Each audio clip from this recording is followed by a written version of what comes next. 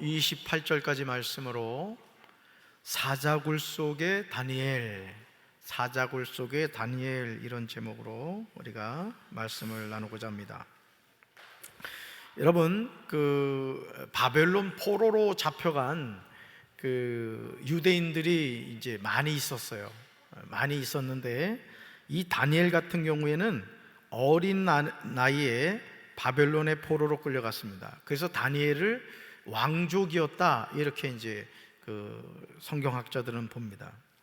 그런데 놀라운 것은 포로로 잡혀갔음에도 불구하고 다니엘은 하나님 앞에서 뜻을 정하고 신실하게 신앙을 지키며 지냈다는 거죠. 이게 참 떡잎부터 다르다고, 다니엘의 이런 삶의 모습을 보면 오늘 우리가 정말 하나님 앞에서 이 뜻을 정하고 산다는 게 중요하구나, 이걸 알게 되죠. 자, 하나님 앞에 뜻을 정하고 신실하게 신앙을 지켜가는데 놀라운 사실은 이렇게 하나님을 바라보는 올곧은 신앙을 가지고 살아갔을 때 그 세 번째 줄 보세요. 다리오 왕 때의 왕의 총애를 입은 그는 바벨론의 총리가 됩니다. 여러분, 포로로 잡혀간 사람이 여러분 총리가 된다는 것은 뭐예요? 왕다움입니다. 우리가 요셉이 애굽의 총리가 되었다는 것을 너무 단순하게 생각하는데 이건 전혀 불가능한 일입니다. 하나님만이 하실 수 있는 일이거든요. 이 다니엘이 지금 왕의 총애를 입어서 바벨론 총리가 되는 것도 마찬가지였다는 거죠. 자, 그러니까 굴러온 돌이 박힌 돌을 빼버렸단 말이에요. 그러니까 주변에서 다니엘에 대해서 어떤 마음을 가지고 있어요? 시기심을 가지고 제거하려고 하는 것을 보게 되죠. 그게 결국 어떻게 되죠? 이제 사자굴술에 던져지는 거죠. 그런데 죽음의 수렁에 빠진 다니엘은 하나님은 놀라운 이적을 펼치며 구원해 주셨다라는 것이죠. 자, 질문 볼까요? 질문. 사자굴에서 구원받은 다니엘은 어떤 사람이었습니까? 첫째, 같이 읽습니다. 자기의 책임을 성실히 감당한 사람입니다. 네. 그 첫 줄 밑줄 그시죠. 왕의 신임을 받아 총리가 된 다니엘은 주어진 일을 성실하게 감당했습니다. 여러분, 요셉 같은 경우도 17세에 형들의 시기심으로 포로로 이렇게 잡혀갔잖아요. 팔려갔잖아요. 그런데 보디발의 집에서 가정총무가 되는 것을 보게 되죠. 그러면 우리가 알 수 있는 게 뭐죠? 요셉이 보디발의 눈에 들었다는 거예요. 성실함을 가지고 있었다는 것이죠. 이 다니엘도 마찬가지였다는 겁니다. 다니엘도. 오늘 우리가 잘못된 신앙을 갖는 것 가운데 하나가 뭐냐면, 우리가 신앙생활 하면서도요, 너무 감나무 밑에서 감 떨어지기를 기다리는 경우가 많습니다. 여러분이 농사를 짓는다거나 또 장사를 한다거나 사업을 한다거나 성실해야 돼요. 저들이 목회를 하면서 제가 깨닫는 게 뭐냐면, 목회자가 성실해야 돼. 게을러 터지면 안 된다고. 농사를 질 때도 마찬가지예요. 우리가 하나님 앞에서 최선을 다하고 결과는 누구한테 맡긴다? 하나님께 맡기는 거예요. 직장에서도요, 직장 상사한테 불 떼는 사람 되면 안 되는 거예요. 인정받는 사람이 되어야 된다는 거죠. 다니엘은 그런 총리가 되었다는 거죠. 자, 오른쪽으로 가봅시다. 자, 그래서 여기 보면 바벨론이 전국을 127개도로 나누어서 지역을 다스렸는데, 보세요. 관리 120명과 전국을 다스리는 3명의 총리를 세우는 것을 보게 돼요. 그런데 그 3명의 총리 가운데도 다니엘이 첫 번째였다는 거예요. 첫 번째. 그게 인정하지 않을 수가 없었던 것이죠. 자, 그러면서 그 세 번째 줄 보세요.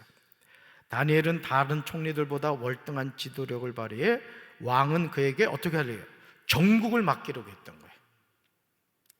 자, 그러니 굴러온 돌이 박힌 돌을 뺄 뿐만 아니라 이거는 완전히 그냥 심각한 상황을 만들어 간 거예요. 그랬더니 이 시기심을 가진 관리들이 마치 요셉의 형제들처럼 다니엘의 허물과 약점을 찾으려고 했던 거예요.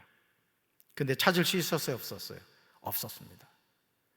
그래서 여러분들이 자녀에게도 그렇지만은 정말 앞으로 대통령을 꿈꾼다거나 또 공직에서나 또 지역사회에서 큰일을 하겠다는 마음을 먹은 사람은 청렴결백해야 돼요.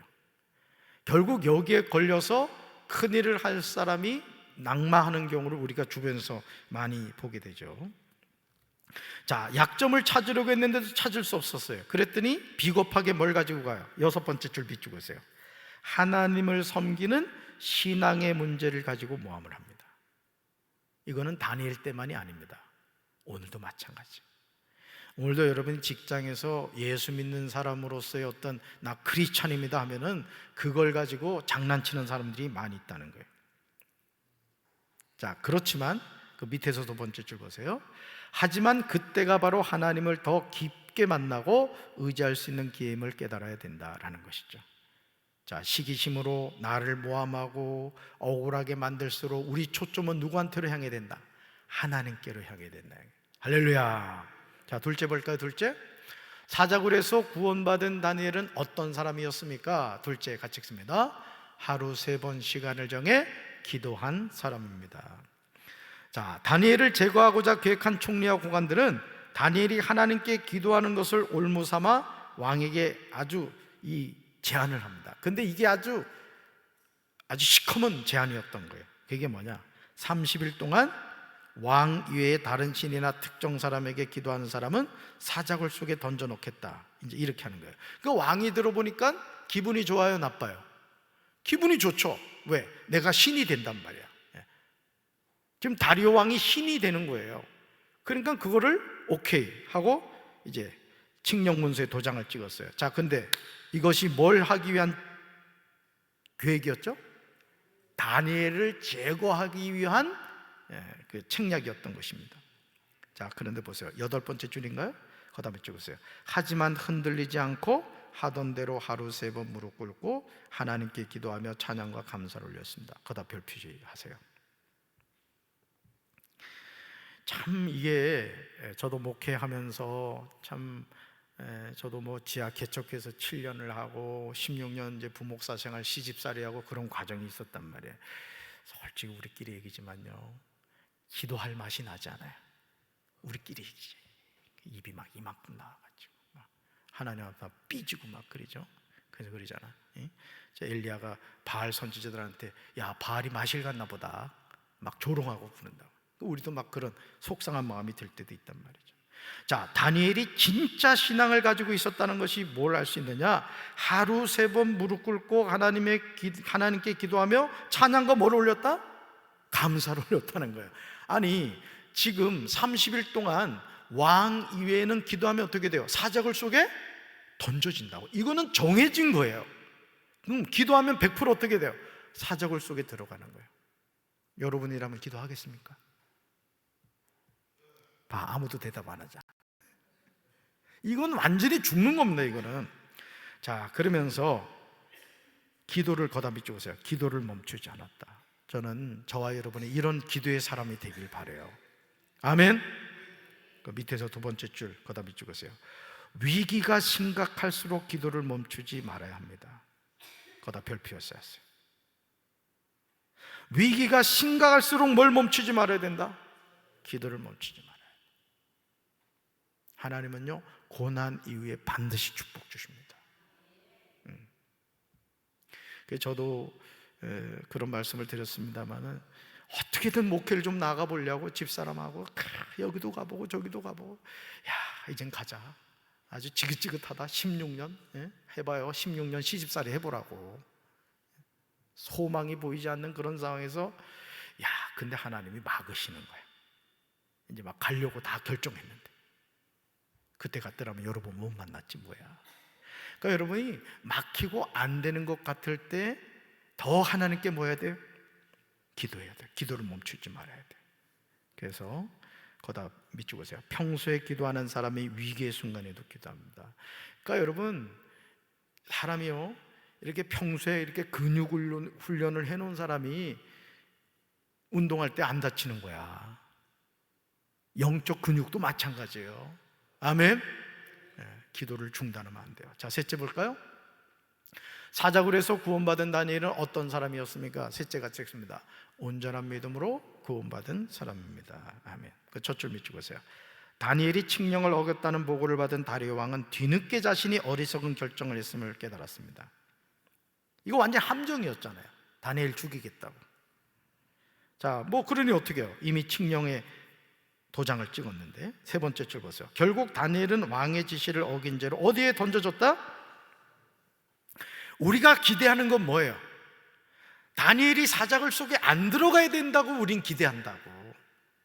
내가 하나님께 기도했으니까 내 삶에 고난이 없어야 된다고 생각한다고요.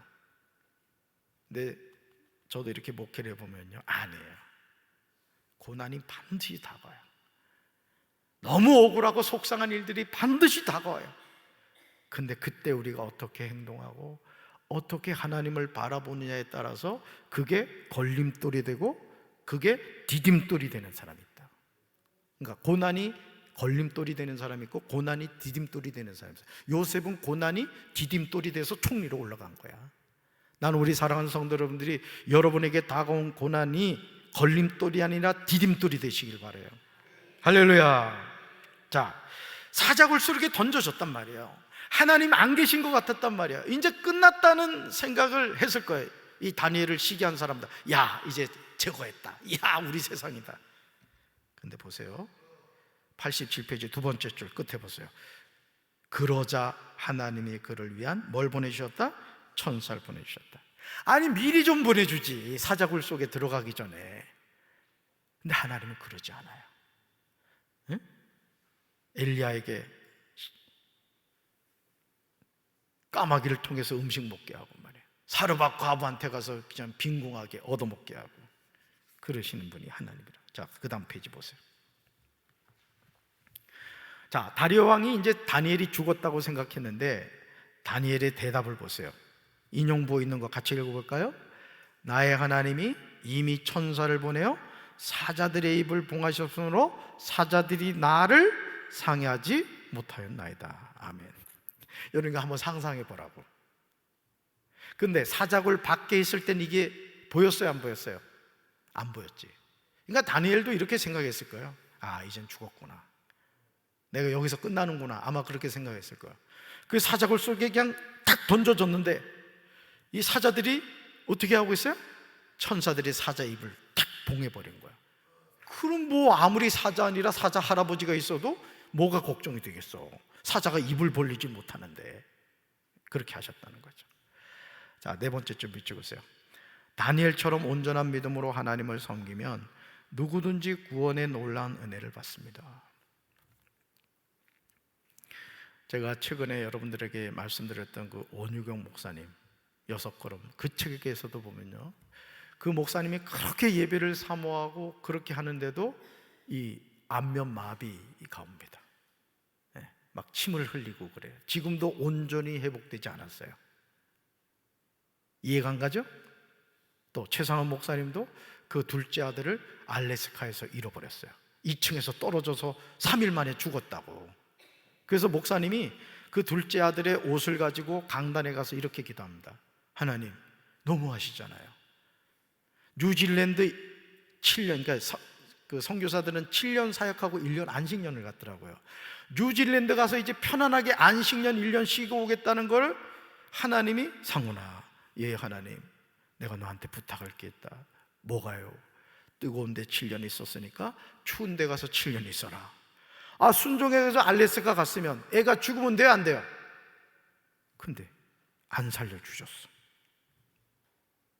그래 막 통곡하면서 막 기도를 했는데요, 환상이 보인 거야, 환상이. 그러면서 예수님이 나타나시더래요. 그러면서 많이 힘들지? 내가 네 마음 안다 하면서 옆에 보니까 둘째가 있더래요. 둘째, 2살짜리가. 그러면서 아빠 걱정하지 마, 나 예수님하고 있어서 너무너무 좋아, 내가 아빠 응원하고 기다리고 있을게. 그러면서 그냥 그 아픈 상처가 탁 치유가 됐다 이거예요.